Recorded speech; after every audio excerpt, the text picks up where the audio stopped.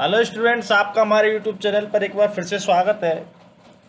तो स्टूडेंट्स, हम बात कर रहे हैं क्लिनिकल पैथोलॉजी की।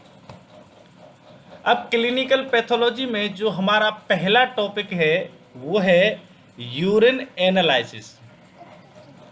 पिछला जो हमारा वीडियो था स्टूडेंट्स, उसमें हमने पढ़ा था कि जो यूरिन होता है उसका कंपोजिशन क्या होता है।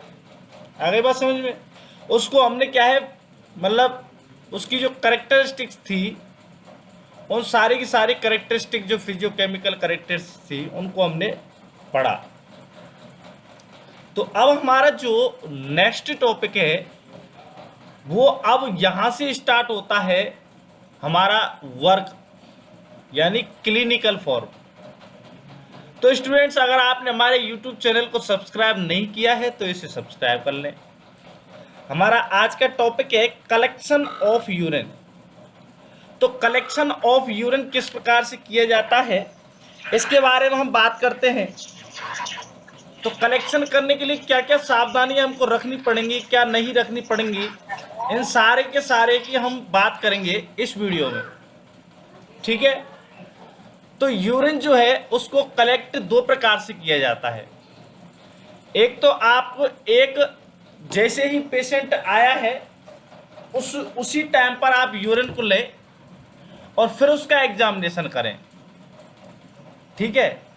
या फिर आप ऐसा है कि आप किसी स्पेसिफिक डिजीज को आइडेंटिफाई करने के लिए जिस टाइम का आपको चाहिए यूरिन, मतलब समझ में ये है कि मान के चलो हम बात करते हैं कि मॉर्निंग टाइम होता है। तो मॉर्निंग टाइम में क्या है, जो नेफ्राइटिस डिजीज होती है उसके संबंधित जो भी पॉइंट्स होते हैं या जो भी कमियां होती हैं वो सुबह के मॉर्निंग सैंपल से मिलती हैं।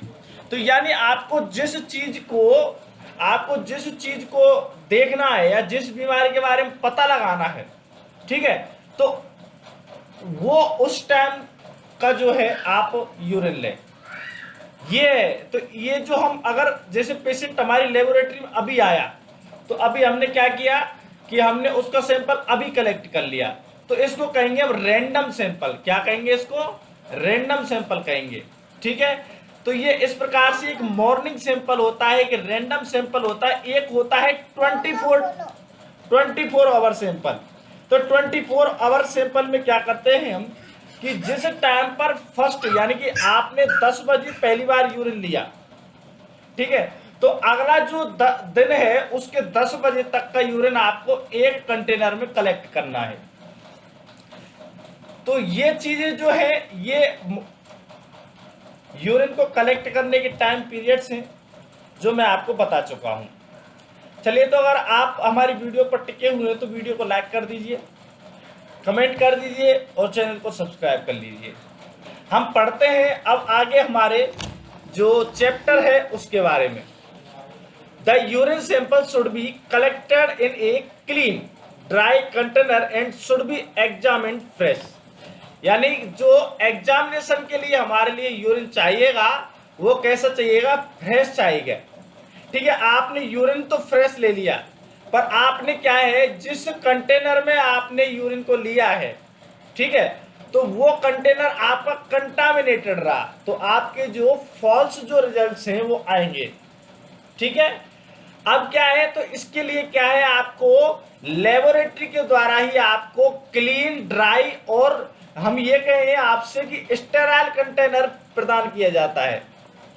तो उसमें लेंगे और आप क्या है फ्रेश यूरिन सैंपल लेंगे। तो अगर मान के चलो आपने कंटामिनेटेड ले लिया तो आपको क्या करना है? कल्चर करना है। तो ऐसी कंडीशन में ये है जो कंटामिनेटेड बैक्टीरिया हैं वो भी आपके कल्चर में आ जाएंगे। तो इससे क्या है, रिजल्ट जो इंटरप्रिटेशन है हमारी उसमें दिक्कत आ जाएगी। आगे बात समझ में? तो ये है स्टेराइल लेना है हमको, फ्रेश कंटेनर लेना है, क्लीन हो, ड्राई हो, और यूरिन है वो कैसा लेना है? फ्रेश लेना है। किसके लिए? एग्जामिनेशन करने के लिए। आगे बात समझ में? तो for cultures sterile container should be use.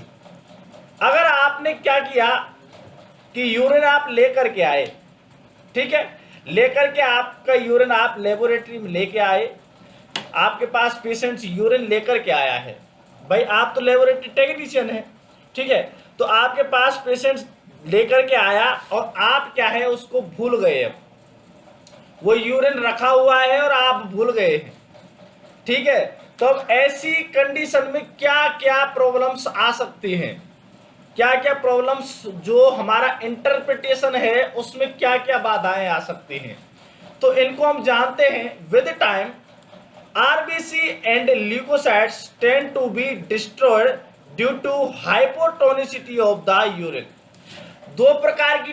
तीन प्रकार की टोनिसिटी होती है। मेनली हम कहते हैं कि आप आइसोटोनिक को हटा देते हैं, तो हम यह बात कर लेते हैं आइसोटोनिक जो हमारी बॉडी चल रही है, ठीक है, वर्क करती है लाइक 0.9% NaCl, जिसे हम क्या कहते हैं, नॉर्मल सेलाइन कहते हैं, ठीक है, तो नॉर्मल सेलाइन के बेस पर वर्क करती है हमारी बॉडी। अब क्या है, हम यहां पर बात करते हैं दो प्रकार के टॉनिक की। टॉनिक का मतलब कंसंट्रेशन, तो हाइपोटोनिक यानी कि आपका जो कंसंट्रेशन है यूरिन का वो क्या है, वो ज्यादा है कंसंट्रेशन या कम है, तो अगर हाइपर है तो इसका मतलब आपका जो कंसंट्रेशन है वो ज्यादा है, ठीक है, और अगर हाइपोटोनिक है तो यूरिन जो है उसमें क्या है, हाइपोटोनिसिटी होती है, यानी कंसंट्रेशन डाउन होती है, किसके बजाय, आरबीसी एंड ल्यूकोसाइट्स की जो कंसंट्रेशन होती है उससे कम होती है। तो दैट्स वाई अब क्या है, उनकी जो हाइपोटोनिसिटी है उसकी वजह से क्या होगा कि जो आरबीसी और ल्यूकोसाइट से वो डिस्ट्रॉय हो जाएंगे अगर आपने लंबे टाइम तक रखा। पहला तो ये रहेगा, ठीक है। इसी के साथ में और क्या होगा कि उसमें जो कास्ट पाई जाती है वो भी डिकम्पोज होना स्टार्ट हो जाएंगी, यानी कि वो भी धीरे धीरे गलना स्टार्ट हो जाएंगी, वो तो डिस्ट्रॉय हो जाएंगी आरबीसी और डब्ल्यूबीसी तो, लेकिन अब क्या है, ये कास्ट जो है ये तो क्या हो जाएंगी, धीरे धीरे गलना या डिकम्पोज होना स्टार्ट हो जाएंगी। अब ज्यादा टाइम तक यूरिन अगर रखा रहेगा तो स्टूडेंट्स क्या होगा, उस पर बैक्टीरिया का कंटामिनेशन होगा, तो bacterial contamination of stale urine is frequent and causes alkalizer, क्या हो जाएगा, अल्कलाइन हो जाएगा urine, due to conversion of, किस कारण से अल्कलाइन होगा, यूरिया जो है वो अमोनिया में कन्वर्ट हो जाता है और ग्लूकोज का लॉस हो जाता है, जिससे क्या है पीएच जो है बढ़ जाती है और ल्यूकोसाइट्स डाउन हो रही है एपिथेलियल सेल्स, ठीक है, यहां तक बात आपको समझ में आ गई। फॉर ऑर्डिनरी क्वालिटेटिव टेस्ट ये random sample is NF for diabetes mellitus a 2-hour postprandial sample is desirable. For nephritis a morning specimen is best at it has specific gravity, higher specific gravity, lower pH desired for preservation of form element। देखिए अगर आप diabetes mellitus की test कर रहे हैं तो उसके लिए आपको 2 घंटे बाद वाला पीपी वाला क्या चाहिए, सैंपल चाहिए यूरिन का। इसी प्रकार से अगर आप नेफ्राइटिस की बात कर रहे हैं जिसके बारे में पहले बात की, तो उसमें मॉर्निंग का सैंपल चाहिए। क्यों चाहिए, क्योंकि उसमें हाई स्पेसिफिक ग्रेविटी होती है और पीएच क्या होती है, लो होती है। नॉर्मल जो रैंडम सैंपल हैं आप उनको ले सकते हैं, जैसे कि है बहुत से टेस्ट है उनके लिए। चलिए, repeated samples are necessary sometimes as for orthostatic proteinuria, तो ये डिजीज है, इसके लिए क्या है आपको रिपीटेड सैंपल चाहिए। ऑर्थोस्टैटिक प्रोटीनूरिया यानी प्रोटीन क्या हो रहा है, आ रहा है यूरिन में। Whenever needed, a 24-hour urine be collected in large container. Have patient void and discard urine at any particular time. Save all urine for next 24 hours. Then void at same hour to finish the collection. जब लिया है, start किया है, तभी आपको समाप्त करना है। तो स्टूडेंट्स ये कलेक्शन ऑफ यूरिन है, इसमें से आपसे क्वेश्चन इस प्रकार से पूछा जा सकते हैं कि जो नेफ्राइटिस है उसके लिए सैंपल आप कब लेंगे, डायबिटीज मलाइटस की टेस्ट के लिए आप कब सैंपल कहेंगे, या ऑर्थोस्टैटिक प्रोटीनूरिया के लिए आप सैंपल के लिए कब कहेंगे, ठीक है। तो ऐसे आपसे एग्जाम में क्वेश्चन पूछे जा सकते हैं, या फिर आपसे पूछा जा सकता है कि अगर लंबे टाइम तक अगर आपने यूरिन रख दिया तो क्या होगा। तो ये मैंने आपको बताया, आपको समझ में आया। तो इसलिए अब आप इस वीडियो को लाइक करें, कमेंट करें, शेयर करें, चैनल को सब्सक्राइब जरूर करें।